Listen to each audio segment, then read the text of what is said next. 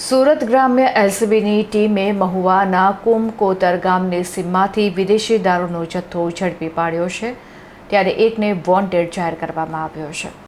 મહુવા તાલુકાના કુમકોતર ગામની સીમમાં વિદેશી દારૂનો મોટો જથ્થો સગે વગે થાય તે પહેલા જ પોલીસી બાતમીના આધારે સચોટ રેડ પાડીને બુટલેગરોના મનસૂબા પર પાણી ફેરવી દીધું છે.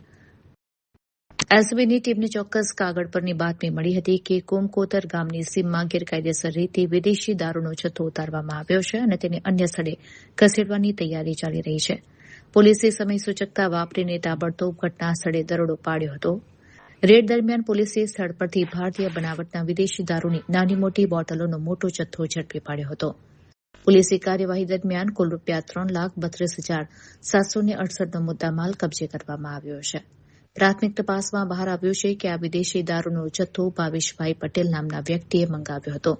પોલીસે આ મામલે ભાવેશ પટેલને વોન્ટેડ જાહેર કરી તેની ધરપકડના ચક્રો ગતિમાન કર્યા છે.